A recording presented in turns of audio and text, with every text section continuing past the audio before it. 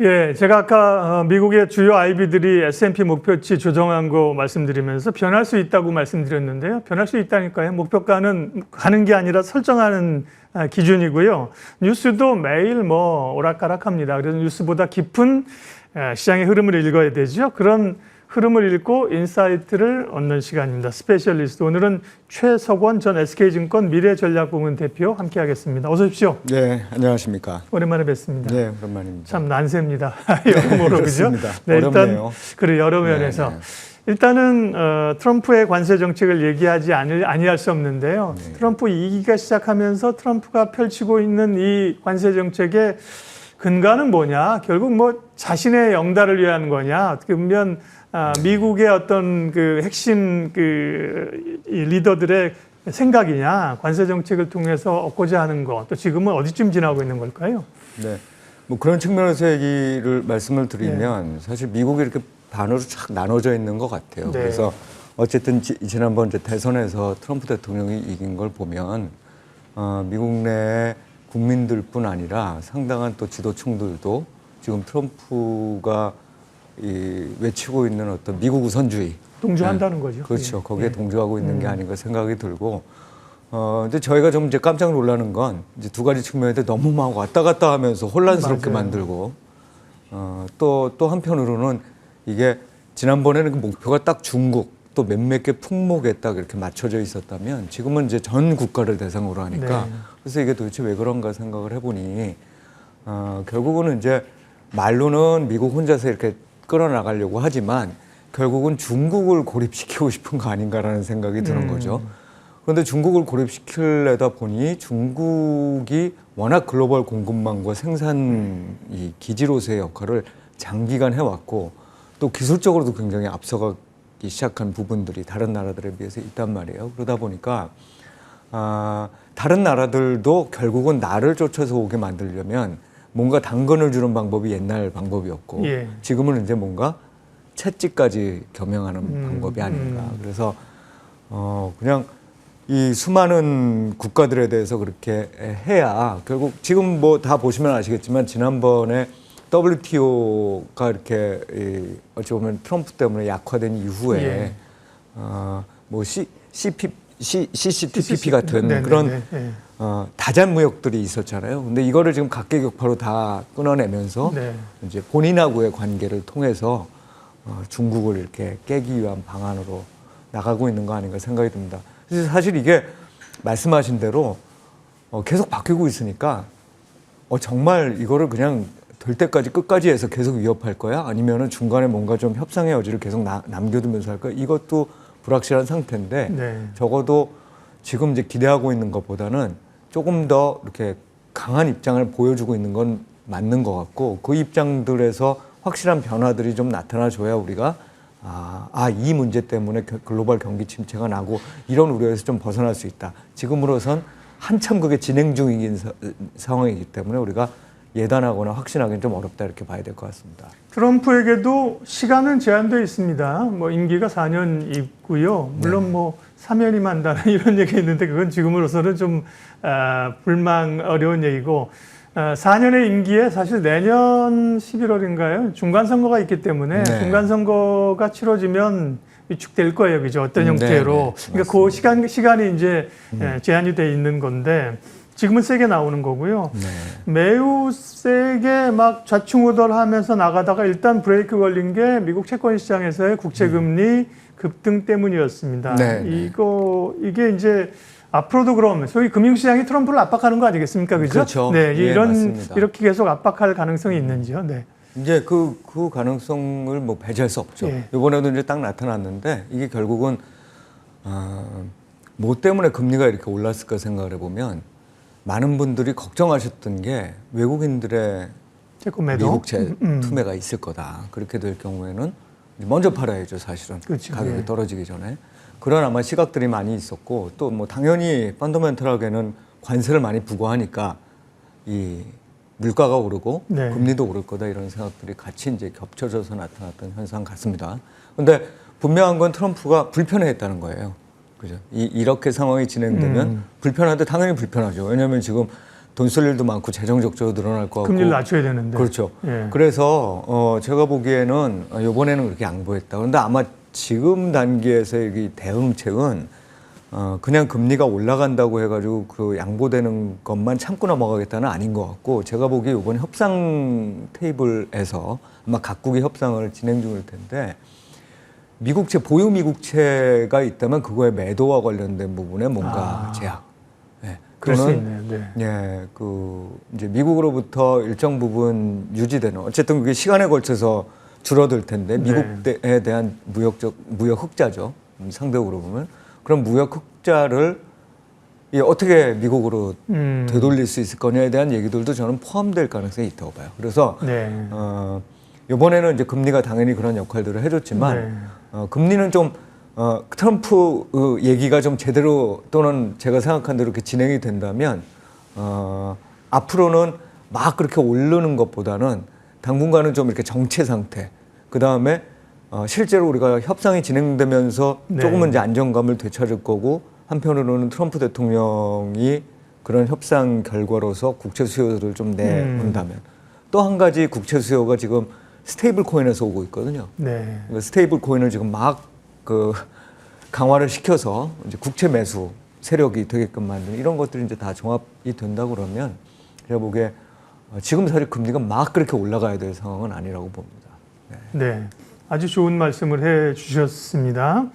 그러니까 이제 채권 시장에서의 사실은 주식 시장보다 채권 시장이 훨씬 더 사실은 베이스가 크고 자금의 흐름을 체크하는 거잖아요. 네. 거기서의 큰 변화들의 뭔가 물밑에서의 여러 변화들. 또 트럼프가 국가별로 협상을 하려고 하는 게 말씀하신 것처럼 이게 채권을 팔지 말라고 하는 정도가 아니라 사라고 할 수도 있겠네. 지난번에 무슨 영부채 발행 이런 스토리도 있었거든요. 이게 스테이블 코인하고도 엮여 있고, 어쨌든 트럼프가 그 부분을 인지했고 전처럼 금리가 막 급등하게 놔두진 않을 거다. 그런 거고요. 결국은 이제 모두의 좋은 말씀하셨는데, 중국을 완전히 고립시켜 하고 싶어 하는 것이다. 그렇죠. 그래서 어떻게 보면 동맹국까지 압박하면서 하려는 연환계라고 할 수 있나 이런 상황인데, 근데 중국의 태도가 이전보다는 상당히 여유 있습니다. 오히려. 그리고 지금 쫓기는 쪽은 트럼프 행정부 같은 그런 느낌이 나요. 어떻게 협상의 고리가 좀 풀려갈 수 있을까요? 지금 이제 그런 상황이 된 게 이 초기가 굉장히 강하게 혼란을 겪게끔 만드는 상황인 것 같거든요. 중국은 좀 시간이 있어 보이고, 트럼프는 그거에 비해서는 좀 시간이 없어 보이고, 말씀하신 대로 트럼프가 이런 전략을 강하게 계속 유지할 것 같긴 하지만, 말씀하신 대로 내년 중간 선거가 이제 가장 핵심적인 어떤 기점이 될 수 있다고 본인도 생각하는 것 같고, 이제 여전히 사실 트럼프 대통령의 지지율은 꽤 높은 편입니다. 그래서 그 선거까지 이게 계속 이렇게만 안 이어지면 트럼프가 또 그 공화당이 승리할 수도 있을 텐데, 이제 이게 내년까지 이어진다고 생각을 해보면, 그러면 이제 굉장히 많은 미국 내 국민들이 인플레이션 상승 압력에다가 사실은 정말 심각한 게 중국산 너무 많이 쓰고 있거든요. 그러니까 다 모든 게 오른단 말이에요. 그러니까 이제 그런 부분에서 어려움을 겪을 거다. 이거를 중국도 알고 있는 거죠. 그래서 이걸 빨리 끝내고 싶어 하는데 빨리 사실 끝내고 중국은 감세 같은 걸 쓰고 싶겠죠. 트럼프는 그죠. 맞습니다. 그래서 요청을 하라고 그러는 거잖아요.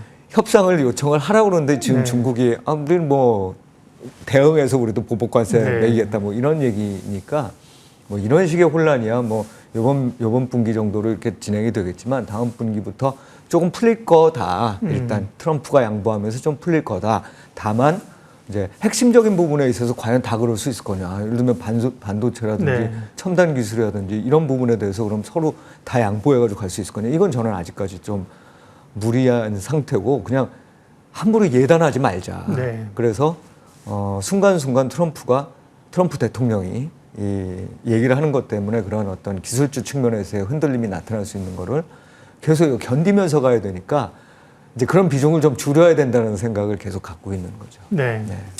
4년 전에 우리가 투키티데스 함정이라는 책 읽으신 분들 많을 거예요. 그렇죠? 결국은 이제 이게 글로벌 패권의 전쟁이기 때문에 깔끔하게 둘이 정말 협력해서 잘 가자고 하는 그림은 나오기 어렵죠, 그죠? 네, 어떻게 보면 일기 때도 뭐 어정쩡하게 사실 봉합된 거잖아요. 시진핑이 네. 미국 가면서 우리가 뭐 항공기, 뭐 그다음에 농산물 다 사줄게 이러고 하고 나중에 사실 다 사지는 않았어요, 네, 그죠? 실제로 안 샀습니다. 맞아요. 네. 그런 봉합이 있을 수 있는데 그거라도 좀 나와주길 기대하는 거고요. 네. 우리 입장은 어떨까요? 일단은 미국이 주요 동맹국들하고 협상을 시작해서 일본하고는 지금 협상을 시작하면서 벌써부터 뭐 본인이 직접 나가겠다 좋다 이렇게 얘기하고 있는데 네네. 우리도 조만간 다음 주쯤 이제 관세 협상이 펼쳐질 텐데 우리 쪽에서의 어떤 아젠다나 포인트는 뭐가 될까요? 카드가 그렇게 많지는 않은 것 예. 같아요. 물론 이제 찾아보면 여러 가지가 있겠지만 이 카드라는 게 기본적으로 내가 이 카드를 딱 빼들었을 때 저 사람들이 좀 이렇게 불편해하는 게 그게 이제 진정한 네, 카드의 그렇죠. 의미인데 네. 사실은 그 카드가 아니라 우리가 뭘 해줄게 이런 카드일 것 같아요. 그렇죠. 예, 그 중에 이제 대표적인 게 결국 공장들 미국에서 짓게 만드는 걸 테고 그 네. 미국에 대한 투자겠죠. 그리고 첨단 기술과 관련된 어떤 공급망에서 우리가 주요한 역할을 해주겠다. 이제 나아가서 뭐 중소기업 같은 경우 이제 중견기업이겠죠. 그 부품사 중간재 업체들도 미국 내에서 생산을 하게 해주겠다. 이런 얘기들이 또 있을 수 있고 한편으로 이제 우리가 받아들이는 거 이전에는 잘 안 받아들였지만 받아들일 게 예를 들면 농산물하고 서비스업 쪽에 있어서의 뭔가 개방을 좀 더 네. 강화하겠다. 게다가 이제 아까 말씀드렸던 미국 국채 매수와 관련된 부분들도 얘기가 좀 있을 테니까 우리가 네. 무역 흑자의 일정 부분을 또 그렇게 사용하겠다. 이런 것들이 카드가 될 것 같고 사실 지금 상황에서는 우리나라는 미국의 어떤 그 전략적 동맹 관계를 계속 유지해야 되기 때문에 미국이 요구하고 있는 거를 상당 부분 들어주는 어떤 협상이 그렇죠. 진행되지 않을까. 그러면서 관세율을 좀 낮추는 그 정도의 결과를 얻어내는 게 지금으로서는 최선이죠. 우리가 최선의 방법이 아닐까 싶습니다. 네. 그러게요. 참 뭐 안타까운 점들이 있습니다만 또 그런 위기 상황들을 우리가 이제 뚫고 왔고 기업들이 또 그 역할을 잘해주고 있기 때문에요. 네네. 옛날에도 보면 아시겠지만 뭐 우루과이 라운드 이래가지고 사실은 뭐 슈퍼 300일조 그죠? 뭐 네. 그런 우려들이 꽤 많이 있었습니다. 네. 잘 뚫고 가야 되고요. 파월 의장 발언이 어제 있었고요. 연준의 태도가 언제쯤 이제 변할 것이냐. 결국은 지금은 연준도 개입하려고 하지 않을 텐데 뭔가 조금 더 어려운 상황이 오면 어쨌든 뭐 금리나 카드를 쓰겠죠. 뭐 네네. 물가 때문에 올리기는 어려울 거고요. 연준의 스탠스나 혹은 금리 정책 경로는 어떻게 보십니까? 기본적으로 지금 관세가 이제 두 가지 충격을 주는데 네. 하나는 인플레이션을 높이는 네. 거고 그런데 그거는 단기적이죠. 예. 그런데 파월 의장도 얘기를 했지만 그런 어떤 단기적인 부분보다 사실 더 큰 거는 그게 나타낼 수 있는 글로벌 교역의 감소와 사실은 수요 위축이거든요. 네. 그러니까 그거는 이제 디플레이션 압력에 들어간다고 볼 수 있습니다. 그래서 오랜 기간 이거 물가를 일단 좀 보긴 볼 텐데 오랜 기간 금리 인하를 안 하고 막 그렇게 가지는 않을 것 같아요. 네. 그래서 제가 보기에는 지금 90일이 유예되는 바람에 그 파월 의장도 좀 더 봐야 되겠지 이런 생각을 더 할 수는 있겠습니다만 어쨌든 일부 국가에 대해서는 또 지금 또 중국과 관련해서는 상호 보복 관세가 막 높아지고 있는 상황이잖아요.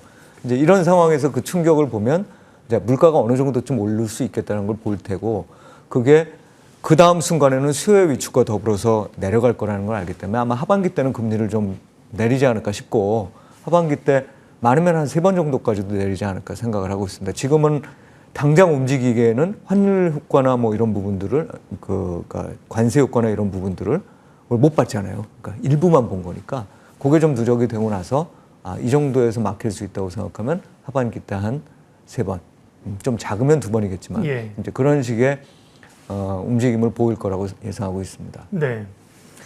최석원 전 대표님과 우리 시장에 대한 깊은 이야기를 하고 있습니다. 결국은 이제 주가는 실적의 함수라는 것이 시장에서 이제 입증이 되고 우리도 그걸 많이 받아들이고 있는데요. 최근에 미국의 빅테크들이 워낙 좋긴 했지만 사실 주가도 워낙 사실 높아서 우려가 있었습니다. 네. 근데 이제 관세 우려가 있는 상황에서 이제 실적 시즌을 맞이하게 된단 말이죠. 네. 실적 관련해서는 주가 연계성이 어떻게 나타날까요? 이게 이제 어느 때보다도 사실 그 가이던스가 중요해진 맞아요. 시기겠죠. 예. 그러니까 큰 충격이 하나 탁 들어왔기 때문에 보통 우리가 이전 실적에 대해서 많이 보는 거는 이전 실적을 보면 그 다음번 실적의 어떤 연계성들을 좀 가늠할 수 있기 때문에 보통 그렇죠. 그렇죠. 그런데 이제 지금은 사실 이전 실적이 좋다고 해도 어떤 기업들 같은 경우 이제 많은 기업들이 그럴 네. 겁니다. 특히나 관세 부과 이후에 나타나고 있는 현상이 결국은 그 중간재들의 관세 부과 이후에 이제 전반적인 생산 코스트가 높아지는 거잖아요. 그 다음에 수출 지역이 그 제한되는 거고. 네. 그러면 이게 매출에도 부담이 되고 코스트가 올라가니까 이익도 스퀴즈되는 현상이 나타납니다. 이게 이제 어제 같은 경우 엔비디아가 바로 그런 네. 현상에 보여졌는데 이번에는 이제 그게 얼마 정도 충격이 될 거냐. 이미 그걸 반영해서 일부 주가가 떨어지기도 했거든요. 그렇죠. 그게 이제 예. 중요한 것 같고. 금융주들이 또 문제인데 금융주가 사실 이렇게 금리가 높은 수준에서 움직이면 그 순이자 마진이 그렇게까지 내려가지 않거든요. 근데 이제 다들 걱정이 지금 또 침체에 대한 우려가 생기니까 손실 충당을 앞으로 어떻게 예. 하게 될 것 같냐는 그런 어떤 또 가이던스 이런 부분들이 다 영향을 미칠 것 같습니다. 그래서 기본적으로 1분기 실적 그냥 뭐 크게 나쁘지는 않을 텐데 가이던스들과 관련해서는 상당히 좀 안 좋은 소식들이 들려올 수 있을 거예요. 좀 우리가 촉각을 좀 곤두세워야 될 거다 이렇게 생각을 합니다. 특별히 미국 기업들은 그런 그 향후 다음 분기의 전망 가이던스가 중요하다군요. 그걸 다 내놓고 우리 기업들은 사실은 지금 실적 발표하면서 다음 분기나 다음 사이클에 대해서 가이던스를 내놓는 기업도 있겠지만 일반화되어 있지는 않은 것 같거든요. 맞습니다. 우리는요. 일부 기업만 그렇죠. 근데 미국 기업들은 그런 가이던스를 내고 그게 더 중요한 역할을 합니다. 네. 환율 얘기 조금 묶어서 하겠습니다. 달러가 어제 달러 인덱스가 또 100m로 떨어졌습니다. 네. 달러 약세는 이제 기조적으로 가는 걸까? 트럼프가 원하는 것인가? 달러 약세가 되면 대체적으로 우리는 과거에 좋지 않았습니까? 그런데 원하는 또 사실은 약하고 뭐 외환시장도 머리 아픕니다. 네. 네, 이게 사실 저도 이렇게 보고 있으면 네. 제일 지금 도대체 왜 이러나 이런 네. 생각이 드는 현상들이 막 나타나고 있는데 매크로적으로 보면 특히나 이해가 잘 안 되는 경우들도 있고. 근데 어쨌든 기본적으로 글로벌리 한 두 가지 정도의 큰 흐름이 나타나는데 네. 이 첫 번째는 아까도 왜 우리 채권에서 네. 말씀을 드렸듯이 미국채에 대한 수요가 조금 줄어들 수 있다는 부분에 대한 우려. 그 다음에 달러화가 그 상황에서 어떤 시스템적 불안을 겪을 수 있는 거 아니냐는 우려가 이렇게 섞여져서 지금 막 나타나고 있는 네, 거 같거든요. 그렇죠. 그래서 이제 우리 과거에 보면은 일본에 대해서 공격을 할 때 제일 먼저 한 게 일본의 엔화를 강세로 만든 거였잖아요. 네. 그러니까 이제 그런 현상들이 또 이어지게 되면 달러화 약세가 더 생길 수 있다. 그런데 아까도 말씀드렸다시피 이게 이제 하반기 정도쯤 돼서 어떻게든 가닥을 잡아가기 시작하면 그러면 달러화를 대체할 수 있는 뭔가가 등장할 수 있는 거냐에 대한 어떤 생각을 다시 해봐야 되는데 금도 마찬가지고 오르고는 있습니다만 정말 완전하게 대처가 될 거에 대해서는 저희가 의문을 갖고 있습니다. 네. 그리고 트럼프가 아까 말씀드린 대로 스테이블 코인을 이용한 달러 패권을 다시 유지하려는 전략도 지금 사용 중이다. 이렇게 보면 달러화 약세는 저는 조금 그냥 더 진전이 되긴 하겠지만 예를 들면 그 95 이하로 떨어지는 이러한 현상들은 잘 안 나타날 거라고 생각을 하고 있고 원하는데 또 좀 다른 맥락이 있는 거죠. 빨리 우리가 협상을 진행하게 되면 원화 강세는 좀 더 이어질 거고 예. 아마 우리의 이제 정치적 리스크가 지금 좀 여전히 큰 상태잖아요. 그것들이 이어지면서 사실은 협상이 좀 문제가 생긴다거나 이런 현상이 나타난다면 그냥 혼자서 상대적 약세가 되는 현상이 좀 길어질 수도 있겠죠. 그러니까요. 예, 그래서 그 부분이 빨리 해소되기 위해서라도 우리가 어떻게든 빨리 그 협상을 위한 리더십이 좀 이렇게 제대로 예. 설사 대선까지 안 가더라도 그 협상을 위한 리더십은 좀 제대로 만들어서 가야 되는 그런 상황이 되겠습니다. 네. 정리 좀 하겠습니다. 제가 이제 모두에 말씀드린 것처럼 주식시장이 그동안 이제 편안하게 1000포인트에서 2000포인트 오고 2500 왔느냐? 절대 아니죠. 그 가운데 엄청난 요동들이 있었고 위기들이 있었는데 이번에 위기 속에서 지금 상황에서 그럼 투자자들이 어떻게 지혜롭게 시장 대응을 해야 될까요? 예. 한 가지 좋은 점은 네. 작년에 우리가 작년까지 한 2년간 미국 기술주에 막 가셨잖아요. 예. 근데 이제 그 위험이 얼마나 또 클 수 있는지를 보신 것 같습니다. 그렇죠. 그래서 좀 더 넓고 깊게 보셔야 되고 그 얘기인즉슨 국내에도 좀 관심을 기울이셔야 되고 그러니까 막 오르는 주식을 찾는 것도 중요하지만 우리가 포트폴리오를 잘 가져가야 된다는 점에서 우리나라 주식에 이제 좀 더 관심을 가져주시면 좋을 것 같고, 우리나라에서 관세를 좀 비켜가는 업종들, 그 다음에 방위산업체라든지 아니면 조선이라든지 이렇게 좀 수혜를 볼 수 있는 이번 과정에서 실적도 또 괜찮아지는 이런 업종들로 이렇게 채워놓고 있으면 괜찮다. 다만 전체 자산 배분에서는 주식을 너무 많이 가져가려고 생각하지는 마시라. 네. 그리고 트럼프 대통령이 계속 이렇게 어떤 혼란스러운 행보를 보이고 있다면 우리는 그 기회를 이용하기 위한 리퀴드가 유동성을 좀 가져가야 될 필요가 있다. 네. 그래서 이전에 보통 이제 뭐 6대4 정도가 가장 일반적인 주식 그 금융자산 네. 비중이었는데 4대4대2로 만들어 놓는다든가. 그래서 주식사, 채권사, 유동성 20 이런 식으로 해서 이제 한 번씩 나오는 변동성에 좀 대응할 수 있는 방안을 마련해 놓은 게 지금 이 불확실성을 예. 그래도 좀 이겨나갈 수 있는 방법이다 네. 생각이 듭니다. 주식의 비중을 좀 줄인 걸로 당장 무엇을 집중할 거냐는 사실 답은 잘 안 나오지만 그걸로 금을 살 거냐, 채권을 살 거냐, 뭐 코인을 살 거냐 그 부분까지는 아직 논의가 없더라도 어쨌든 간에 주식에 대한 비중을 위험 자산의 비중을 조금 줄여놓고 다음에 변동성을 이용할 기회를 가는 게 좋겠다. 네. 오늘 스페셜리스트 최석원 전 SK증권 미래전략부문 대표님 모셔서 중심을 잡을 수 있는 이야기들을 많이 해주셔서 뿌듯합니다. 오늘 감사합니다. 네. 예, 감사합니다.